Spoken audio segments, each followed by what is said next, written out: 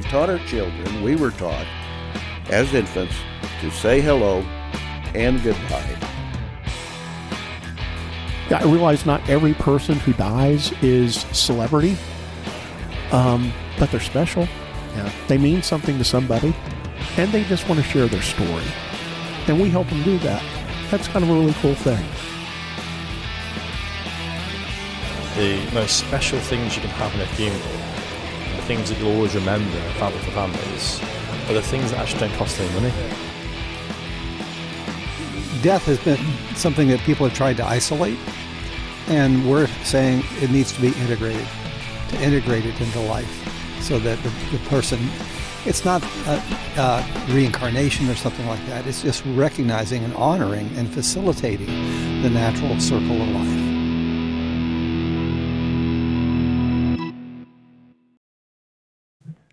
All right, friends, welcome to another episode of Undertaking the Podcast. I am Ryan Ballard. I am here solo flying tonight, handling things on my own, which is slightly nerve-wracking, but yet I feel good about it, though. I feel good about it. So I'm going to introduce the episode and our sponsors for this episode as well, but just got back from fall break, kind of, good time, great time with the family, split the week because I had to work the first 3 days.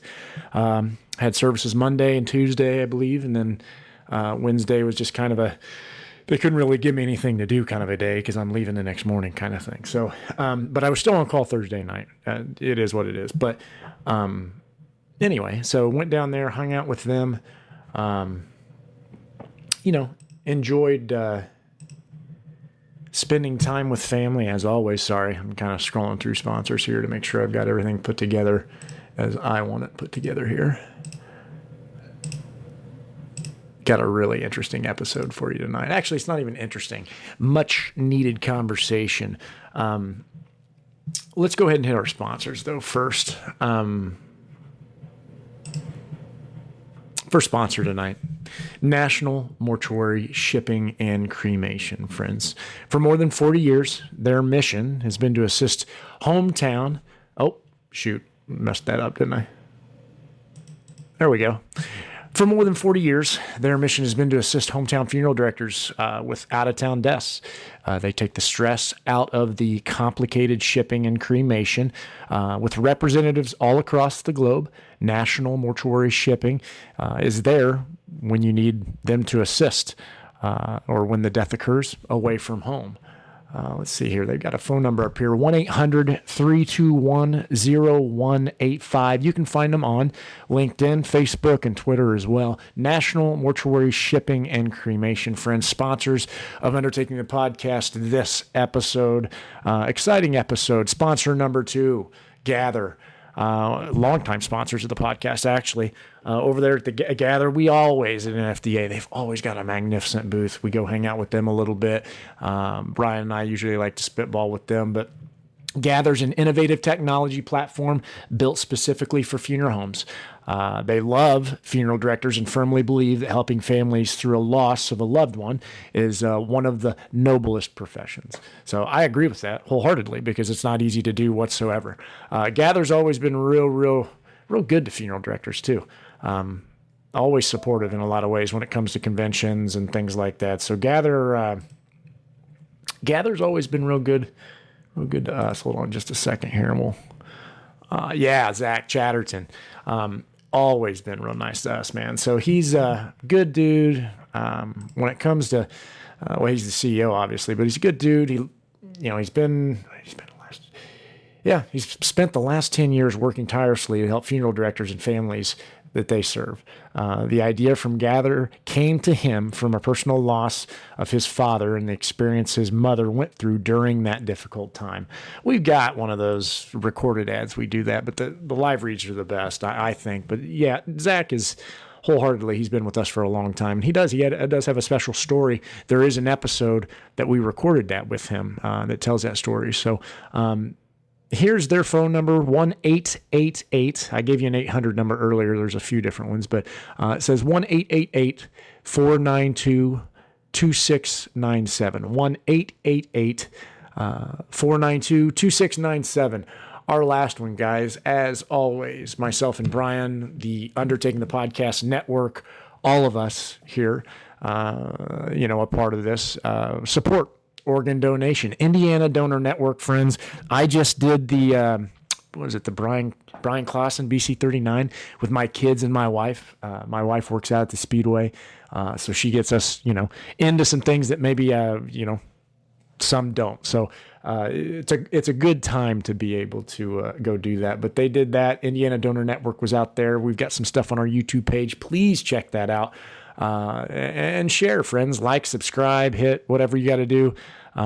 Share that stuff on our, like that stuff on our YouTube page, please. We're working hard on that. But yeah, we've got the Donor Network on there on a few different shorts. But they were out there. It was a great dirt track race. We enjoyed it. I think this is my second time going. I think it's my second time going. We're not restarting right now. There we go. I don't know what that was about. But anyway, so second time going. But anyway, it was the Indiana Donor Network, man. We're big fans of them. They have a funeral director, kind of a council support group of which we get to sit with them and kind of work with them on some things, some challenges that maybe we kind of incur and they kind of incur. And it's very good to sit down with your OPO, because I know it's not like this in every state. We've got a very good relationship with them just from an Indiana standpoint, but it's good to sit down, talk with them, and it makes your life easier if you communicate with them. So anyway, I'm a donor. My family's all donors. We're big fans. They've supported EMS with my EMS run down there, and run with Shears down there in Indianapolis that we've done past few years. So Indiana Donor Network, we love those guys over there, and they love us. They've been supporters of us from the very beginning, and we are very gracious and humbled for that, both of us. So anyway, moving on, friends. We have gotten through the ad reads. What we are going to do here, this is an episode tonight that is a little bit different than, maybe not different, it's not different than anything we've ever done, because we've had other people come on. This gentleman, I think, is he's a good friend of mine, Jason Duvall. From Duvall and More. And I guess what I said when the conversation is a little bit different earlier, when I said this is going to be a little bit different, he talks about something I'm passionate about, and how we treat each other, how we talk to each other, how, especially on social media, our interactions there. I know I've been smacked on the hand. You admins out there on the different social media groups and platforms, always slap me on the hand for whatever. Glad you enjoyed that power trip, but it is what it is. I think Jason talks about it. Why is it we can't be nice to each other? Every time that I've gotten booted off some social media group, it's always because it's somebody going after a student or somebody going after a young female undertaker, or and that's dear to me, man. I got 3 daughters, and it's tough. Why are we not taking these people under our wing? Let me show you the way. How do we do this? We don't want to make people feel stupid and not ask the question. That's our biggest issue. We are our own worst enemies, friends, when it comes to funeral service, if we're not careful. So Jason Duvall, funeral director out of Kentucky, Duvall and More Funeral Home and Cremation Service, a difference you can see. Jason's a good friend of mine, a confidant. Here, I'd say the past 4 or 5 months, we've gotten a lot closer, and I've been able to, vent to him. He's vented to me, and it's been good to have that outlet, especially now in life. What a new season life is right now. It's crazy. But we're smiling and we're moving forward. So Jason Duvall, he talks about etiquette. He talks about going back and forth, how we treat each other. I think it's a great episode. I think it's something that honestly we need to hear. And I'm proud to bring it to you on Undertaking the Podcast Network, as Brian calls it. So Jason, hey, cheers to this. I edited this episode. I edited this episode, so I know it's a decent episode, man. It's good. So I'm proud of you for doing it, and I'm excited to put it out, man. So friends, as always, rate, review, subscribe, tell a friend. There will be a closer on this, an outro. So we will talk to you in a little bit.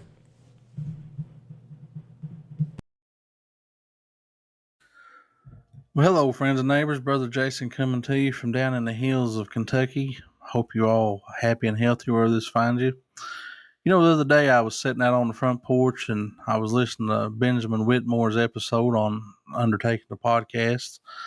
And if you haven't listened to that episode, I'd highly recommend that you scroll on over and find that episode and listen to it. I think Brother Ben, he shucked the corn right on down to the cob, and he hit the nail on the head with what he was talking about. And so I think you need to take a listen to that. It's worth the time. But while I was sitting there on the porch, I got to thinking and wondering about a few things, and a thought come to my mind. Down here we have a lot of traditions and a lot of sayings, so to speak, and one of them you hear a lot down here is plain talk, is easy understood. And if you would allow me, I would like to just talk plain for just a minute. So while I was sitting there on the porch wondering, I just wonder, what, as funeral service professionals, our industry, what are we doing really? Is the question that come to my mind is what are we doing? Have we reduced ourselves? Have we come to the point where we can't have a civil conversation? We tear somebody down, no matter what their point is, whether it be a question posed about attire to wear while doing our job, or what vehicle we choose to utilize in the performance of our job. It seems like anymore in not only in our local area, across the country, that when an idea is proposed or a question asked, man, we will just absolutely get on somebody and we'll ride them like a bored mule right into the ground. I mean, just absolutely just attack somebody.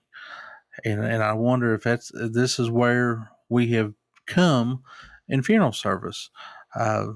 Not only that, it seems like we're at all time low with the pride in the work that we put out, preparation. I'm telling you what, it's sad. Some of the work that is talked about is seen.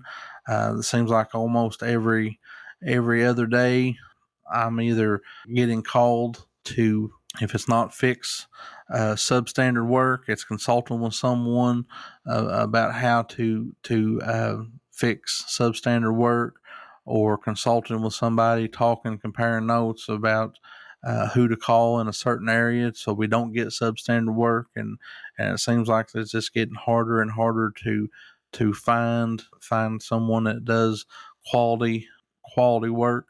And I'm not talking about just embalming. I mean, this is someone who to call to represent our respective firms, as far as maybe just transferring decedent from place of death to our place of business, or doing preparation work, cremation work, whatever the case may be, who to call, who not to call, when we can't go ourselves. And then I thought to wonder to myself, it seems like we have really forgot our purpose, our center, bare basic function of what a funeral service professional should be.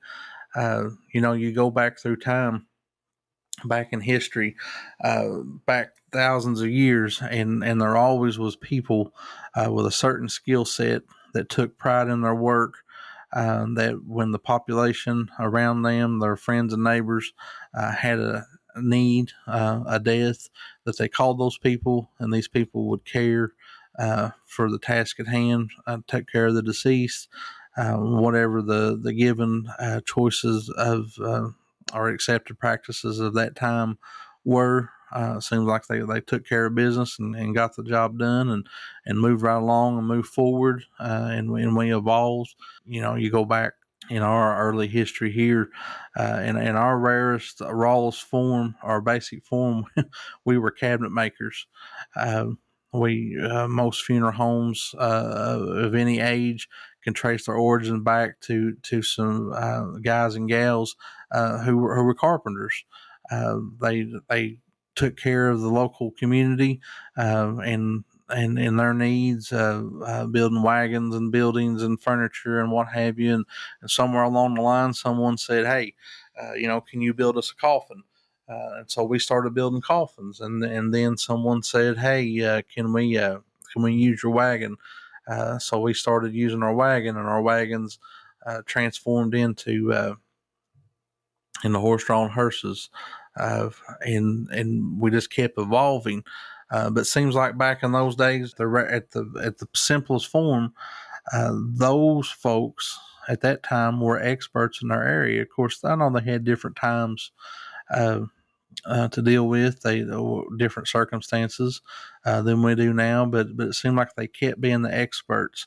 Right on down through history, the local undertaker was the expert. When someone was dead, there was a man or woman somewhere that you called, that you trusted to take care of what needed to be took care of, and paid them for their services, and you moved right along. Even up 20 years ago, 23 years ago, when I got into this profession, and I didn't, I'm not first generation in my immediate family to be in the funeral service. I really wasn't called into it. I kind of backed into it, but after I got here, I decided to make this the way, my profession, the way that I chose to make a living and to care for my family, and I've never regretted that choice since I started doing it.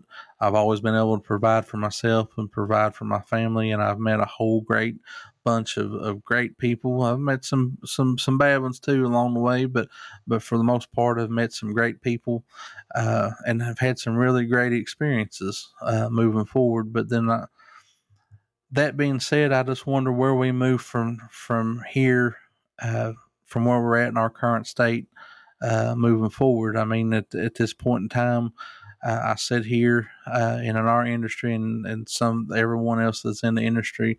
At this point in time, we have insurance companies who are taking months and months and months to pay claims. Seems like they're looking for any way not to pay a claim to the families that have bought their services, bought their products.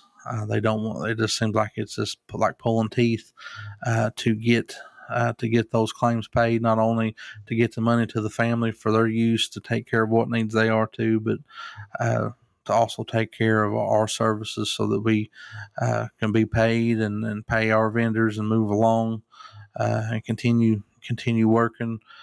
Seems like we have vendors from all over the place. They're telling us that we don't know exactly what our families want or need, pricing. You can just look at all the charges that are getting charged, and it seems like almost every day there's a charge that just gets brought before us. And don't really see where the benefit is, or the foundation behind it. All the while, we're too busy tearing somebody down because they wear a necktie or they don't wear a necktie, or they wear a suburban, they drive a Suburban, or they choose to take a coach on a call. So while we're busy with all that noise, these folks are gathering around our circle, and really dictating to us, kind of how our job should be done. And we do serve the public. I think it's our job to listen, but also I think the public expects from us to be the experts. Seems like there is a certain segment inside our industry, the people that are just not interested in doing what we need. Get the job done. Be proud of what kind of job you're doing. They'd rather be seen, uh, seen and heard. I was always taught, you let your work speak for yourself, and if you do good quality work, that will carry you further than whatever anything else that you can do. Also, an old saying down here that I've heard a lot of times, all these old timers that I've been blessed to be growing up around, that a rock that makes the biggest splash sinks the fastest, and there's a lot of truth to that. I don't know why we get to that point where we need to be seen and heard. I think if we get back to basics and do quality work, uh, be the expert in our community, to our friends and neighbors, be the one that they trust, give them a fair service for a fair price, fair day's work for a fair wage, and if we do that, then we won't have to worry about all the other noise going on. I think our businesses are going to flourish and prosper and be passed on down to the next generation, not without change. I hear a lot of moaning and groaning about the changes in our industry, and folks said they didn't get in this industry to do this, they didn't get this industry to do that, and I kind of laugh and think, I just wonder what the conversations were back years ago. When we quit using ice and embalming come on the scene, what the conversations were then. Obviously, we adapted and moved forward. And embalming became the standard practice. And when we put the mule out to pasture and bought a motorized coach, what the conversations were then. But yet, as you can tell, we adapted and moved forward. And so I think we're in the same spot. We're going to have to adapt and move forward.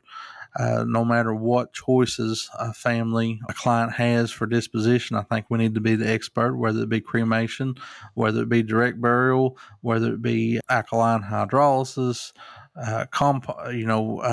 organic green burial. No matter what they choose, I think we need to be the expert in that area and offer to them and say, here is what we have to offer. Here is what I can do for you, and be honest with folks and just tell them right up front. Here's what it is. Here's all the options. Here's what the charges are, and just lay it out on the line and be plain about it and move forward, and quit with all this noise and all this backbiting and tearing folks down, and trying to get in front of each other and trying to be seen and be a showman.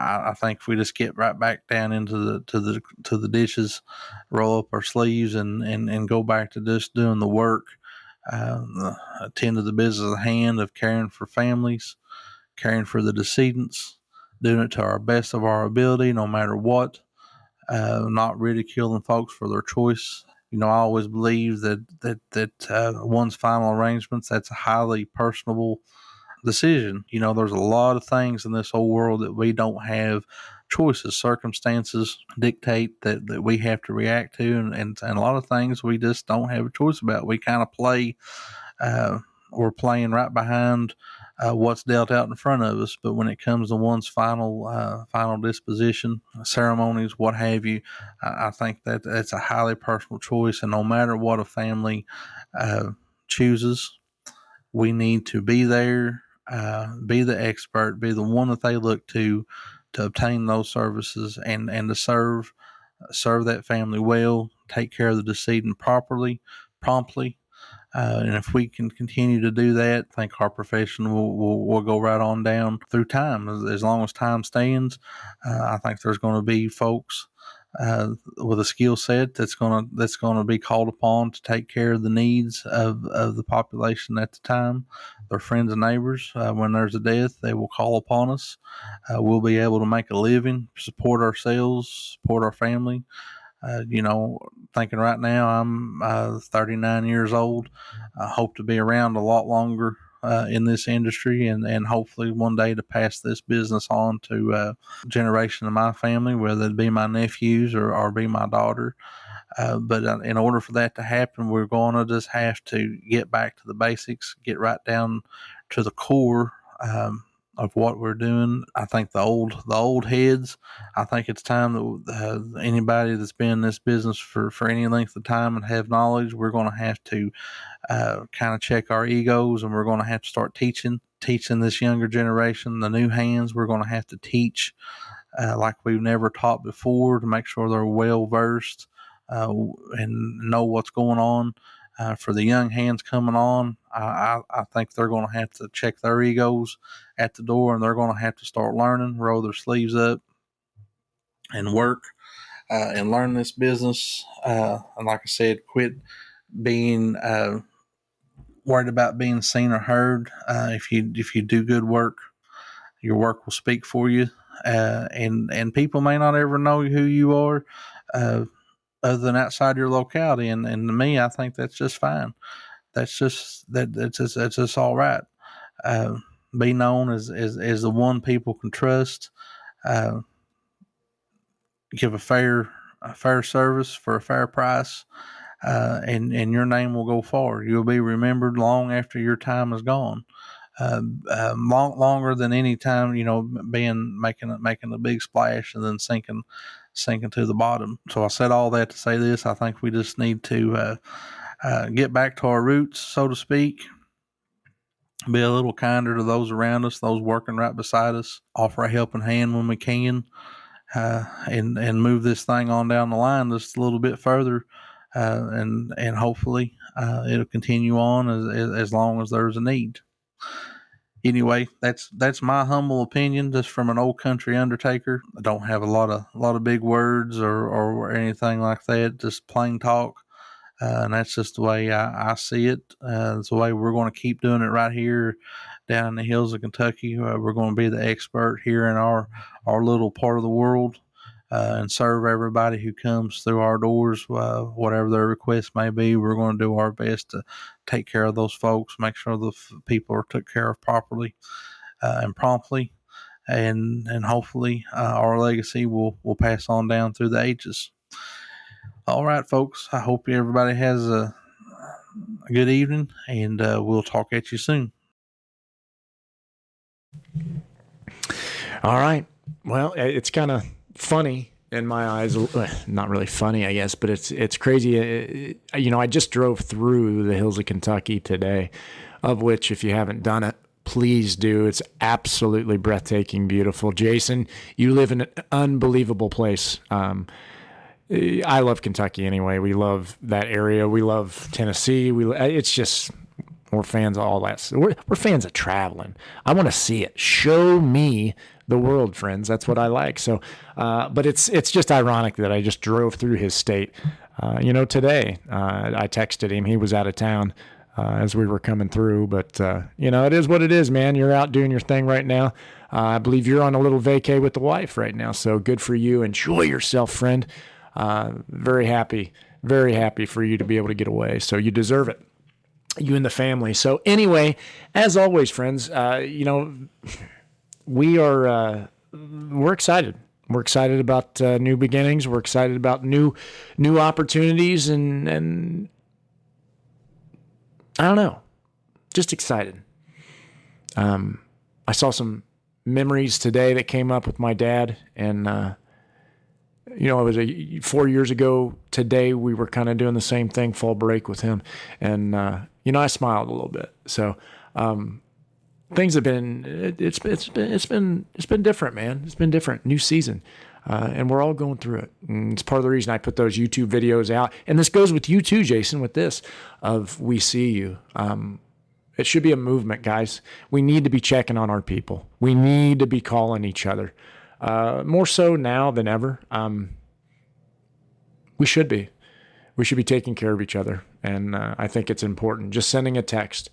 I put those videos out because I do see you. I get what everybody's going through something, as well as still having to deal with all this stuff at work, all the stuff with these families, all the stuff that they bring to the table too, which we're happy to deal with because that's what our job is. But that's not like any other job, friends. You're special. You do something that other people can't do. There's certain people, physicians can't be physicians sometimes. I think we see that in my father's position and what he dealt with, 3 different screw-ups. But we are in a position to help people. And I'm excited to do that. Sorry, I don't want to go negative. Anyway, so, but I think Jason hit it on the head, man. We really got to take care of each other. I think we need to be checking on each other. The We See You movement is something that I'm kind of passionate about. And share the videos. Put your own videos out. Tag us to them. Hashtag whatever, Send me some videos. Email them to us and whatnot, and I'll put them out on the YouTube page. We see you. I think it's important. I think it's important to make sure people know that they are noticed, you're cared about, because I think things can be very lonely. And I think there's a lot of people out there right now that are lonely. And I think there's a lot of people in our profession right now that are lonely. And I hate that. And I want you guys all to know that I understand what you're going through.